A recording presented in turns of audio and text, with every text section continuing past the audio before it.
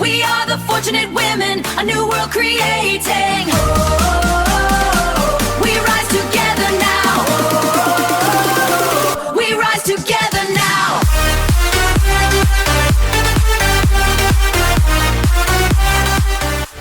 The Fortunate Women podcast, I would love to introduce to you Miss Nancy Zamor, founder of MAC Healthcare Concierge and MAC Agency. Without further ado, I would love for her to join us. Tell us a little bit more about herself, the work that she's doing, how she is able to do all this, and how she got started, and today to share with us her message, and also how we can learn from her experience to do better in life. And as you know, the fortunate woman is not about money, it's how you are able to pivot from the experiences and as you are preparing yourself on this journey of becoming. Welcome to the Fortunate Women podcast. Meet our host, Guylene Berry, founder of the Cause Femme syndicated radio show. She is an award-winning broadcast personality, speaker, published author, life coach, and a woman who believes that becoming is a lifelong journey. This space was created for the woman who is evolving, mature, wiser, powerful, sovereign, and fully expressed. A woman who understands that growth is not about perfection, it's about alignment. A space where we are sharing knowledge, experiences, and stories that shaped her. The lessons passed down from her mother, the wisdom gathered through life experiences, and the insights learned from the women and communities who have walked alongside her. This is more than a podcast. It is a place for reflection, leadership, faith, emotional intelligence, parenting, purpose, and legacy. If you are ready to move from surviving into becoming, from proving into creating, and from pressure into purpose, you are in the right place, because the fortunate woman is not defined by what she has. She is defined by who she chooses to become. Visit us online at gberrynetwork.com. Don't miss the conversations. We are in the rising season. Please help me welcome Miss Nancy Zamor. Greetings and welcome to the Cause Femme extension of the Fortunate Women podcast. Thank you so much, Ms. Guylene, for having me. I appreciate you having me on your show. Thank you so much. And I am blessed to just be here and honored to be here. So thank you again. So yes, and that was a wonderful introduction. And where should I even start? Wow, that was a great introduction. Again, my name is Nancy Zamor, and I am the owner and founder of MAC Healthcare Concierge. And I just start off with just MAC Healthcare Concierge. It's been a long journey and still continuing, and the road to becoming is always going to become the road to becoming, always. So yes, that's how I see it. The road to becoming is always. That is becoming right now. Do this juggling work, balancing life, and understanding the young people in their lives before we get to the business side. Okay. I'm not going to sit here and tell you this beautiful story that, oh my gosh, I do this, I do that, and I do that. No. Am I doing it? No, I'm not. I'm trying every single day. It's a battle. But you know what I have learned? To be intentional. That's what I have learned. And that's what's been getting me through.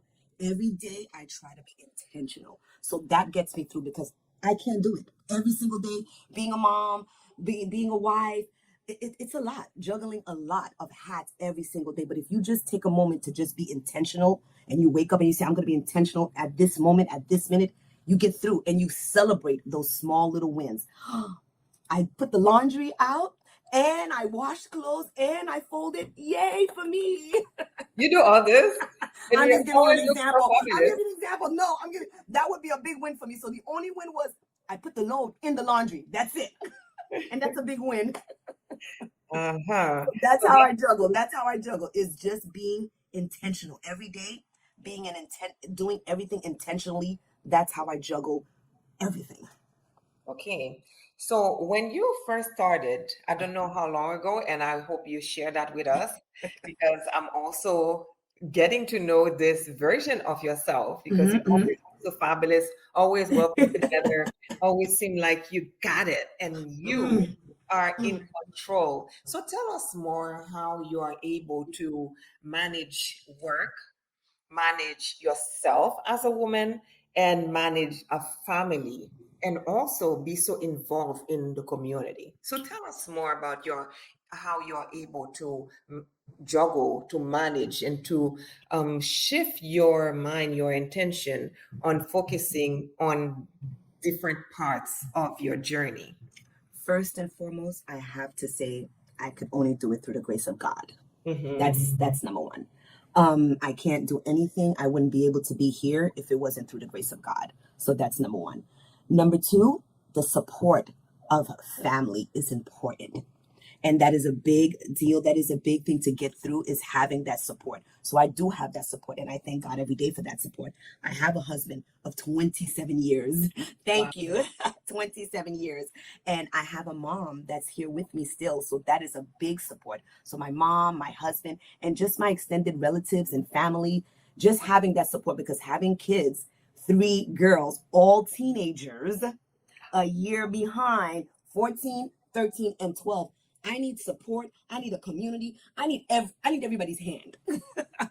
I Wow. need everybody's hand. So to get to this, to where I'm at today, it took all the things that happened in life to bring me where I'm at today. The little pieces, little pieces, you put them together and they formulated me today and the becoming of who I'm going to be and becoming to be.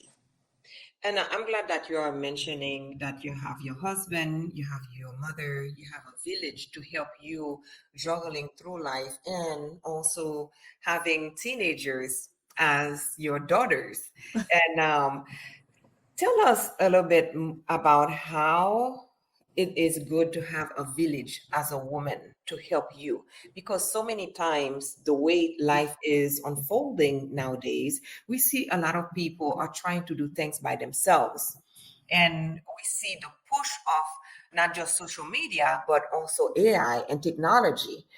So between you juggling business and home and children, you also mentioned that you have a village and you're not doing it alone. So tell us more, how can people manage having the village? Because so many times we do not have the patience to understand that the village also require that you have understanding, patience, and also how to manage people.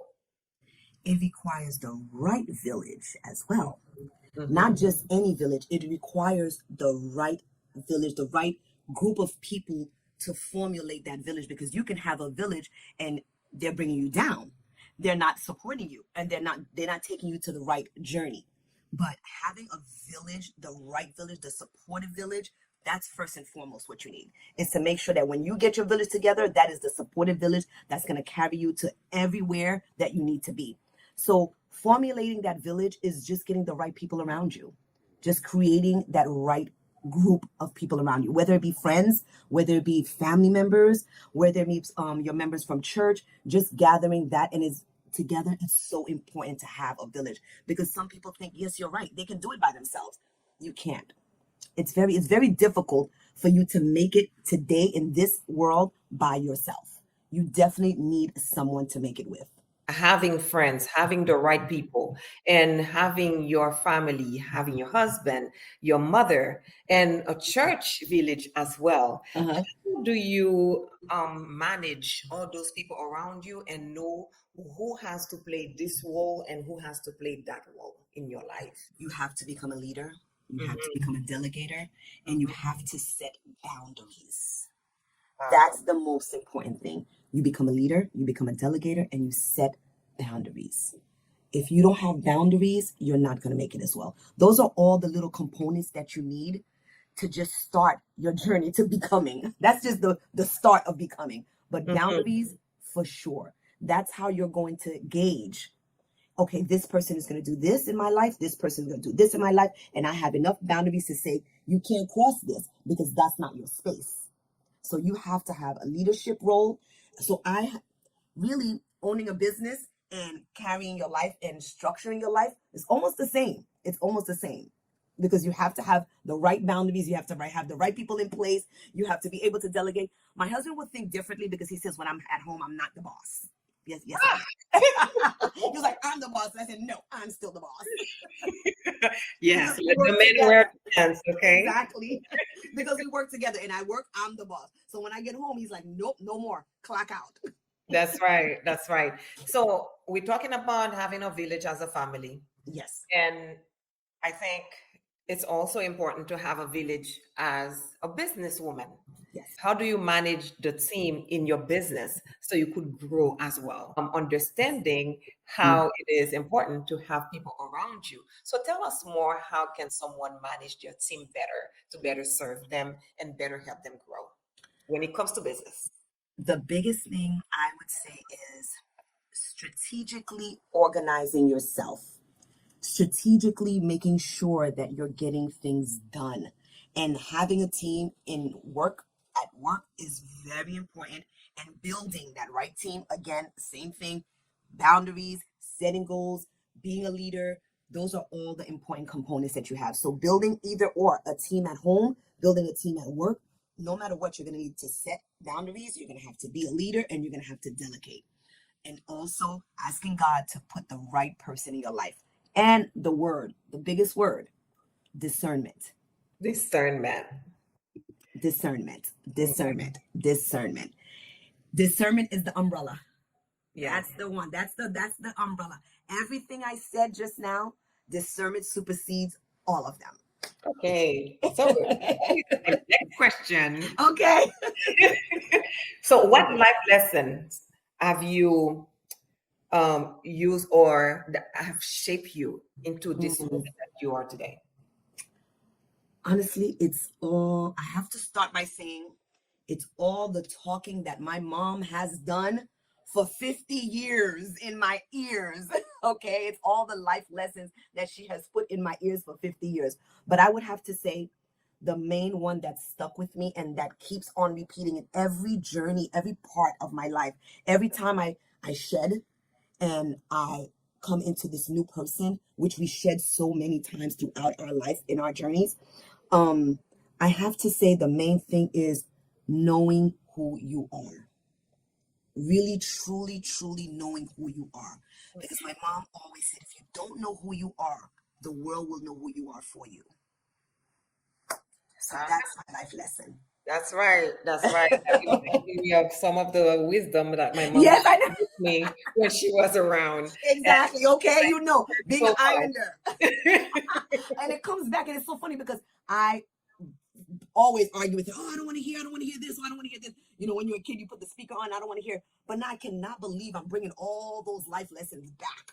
And I'm sounding like her. Oh my gosh, mom.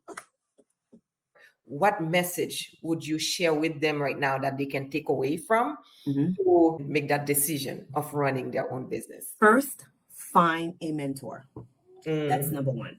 And I think too many times in our community, we don't talk about mentors. And too many times in our communities, we don't have mentors. We don't have a lot of mentors in our community. And that's not something that's talked about a lot. Because in our community, I feel it's more of, oh, I don't want to have a mentor because what would the person say if they're going to judge me or not? Find yourself a mentor. That's the start. Find someone that has done it already. Don't do this by yourself. Don't do this. I did it by myself. Don't do this by yourself. Find someone that has done it already, even if they have not done it to the full extent, the scope of the business that you're opening up. But find someone in business that you can talk to and ask questions. So that way you won't be out there doing things the wrong way and having to come back and redo it again. So the first thing I would tell you to do is find a mentor. Find someone that's in business that can be your mentor. That's the first thing I would say to you. I think someone that is willing to be your mentor. Being a mentor. I've been in business for the past 20 years myself, hosting a radio talk show called Cozy Farm. And this time, as I am pivoting us into the Fortunate Women podcast that you are on today, Yes. do you think it requires that that person you give them like an interview to know if they're the best fit for you? Has your Such a good question. I have a mentor program. Mm-hmm. I have a mentor program, and it's for young entrepreneurs that are starting their own companies. All of them have their own companies right now. They have LLCs and they're just starting their own companies. And that's our mentorship program. We train and we guide and we help grow and empower young entrepreneurs in the community. However, the question that you ask, they have you have to be aligned with your mentor. You have to it's like picking a boyfriend, picking a girlfriend. You have to align, you have to be aligned. And as we say spiritually, you have to be equally yoked with your mentor. Your mentor cannot be going left and you're going right. So that's why when we have our mentorship program, when you come in and sign up to be a mentee at our mentorship program, you have to fill out a whole application. You have to fill out a whole application. We have to get a little bit of bio about you. You have to match with me because my energy may not match with you. I'm very, as you can see, wired up and I'm energy and I'm always smiling. I can't have a mentee that's quiet, that doesn't really talk. I'm gonna drive that person crazy. I am. I'm gonna end up not being their mentor. I'm gonna drive them crazy. So it is 100%, 100%. We go through a 2 weeks trial. You're in the mentor program. In the beginning, it's a 2 week trial just to see if we are a right fit. If we are not right, if we're not right for each other, it's okay. Then it's okay for us to go our separate ways. But the biggest thing, we have to match. After the 2 weeks, we make the decision. If we match, then this is a match in heaven. We can go forward. But if we don't, it's okay. So definitely picking a mentor is like picking a boyfriend or picking a girlfriend. You have to make sure it is the right match for you. But that's the number one thing before you even think about starting the business. Find a mentor. Mm-hmm. Find a mentor that's going to guide you and help you. Don't do this alone. Okay. What is one of the questions that someone should ask Mm-hmm. if you're looking for a mentor? Wow, that's a good question. The Mm-hmm. first thing that I would ask is what's your business? How long you have been in business? And the thing that I would ask is, can I see your portfolio? I need to see my mentor's portfolio. Why would I be sitting with a mentor and their portfolio is 1-page portfolio? How are you going to be my mentor? I need to see your portfolio. So that would be one of my main questions is, ma'am, sir, can I see your portfolio? Interesting.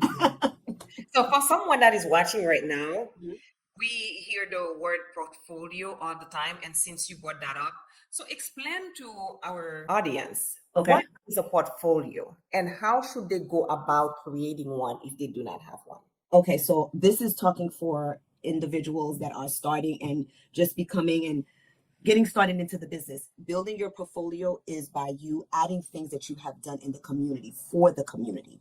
And how are you involved in the community? What are you doing in the community? What have you done? And it's not when I'm looking for a mentor, when I was looking for a mentor and I learned the different skills to actually look for a mentor, you have to make sure that it's valid and concrete things that the person has done in the community. So the portfolio is building things that you have done in the community. Different, what are you a part of? What organization are you a part of? What have you done? How much have you given your time to the community? So those are the type of things that you need to look for in a mentor. How much time that person has given their time in the community. Valid time, time that doesn't require currency. You don't have to pay for their time. So it's just a portfolio just shows your accolade of what you have done. And that's what I need to see. When I sit down and I need to ask that, what have you done in the community? That's a good question. Look at all the accolades. Look at their resume. So a portfolio is like a person's resume. Worked at whatever place that you worked at, okay, fine. And you volunteered somewhere. That's not a strong portfolio. I need to see how were you involved, truly involved in the community.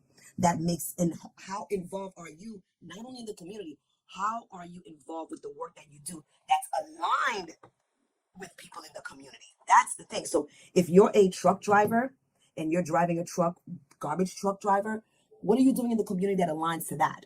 So it's not just random because people do so many things and they have so many different certificates. Oh my gosh, it's like so many. They come to me and I did this and I did that and I went to this and oh my goodness, there's so many certificates. No.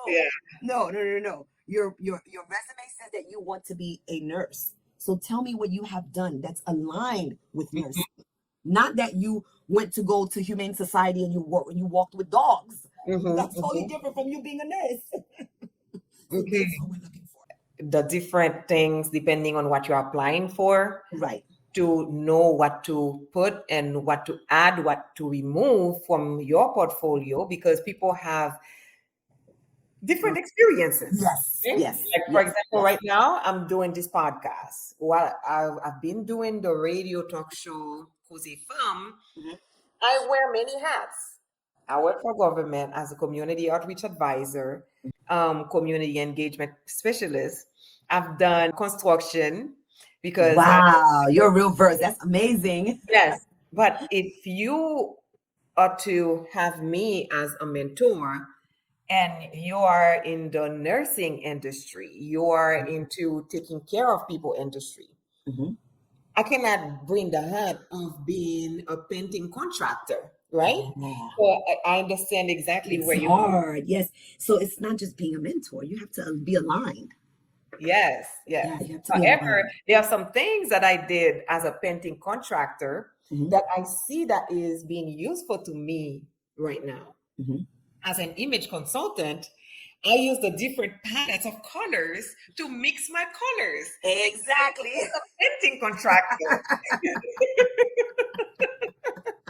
That's good. Okay. So even in this background here, I like different colors, different shapes, and You like, oh, you do. Okay. yes, and Okay. I bring my experience as a contractor Mhm. to put together whether it's my outfit or my background or I decorating Awesome. my home. Okay. However, from what you just said right now, it's good to stay focused on something in particular.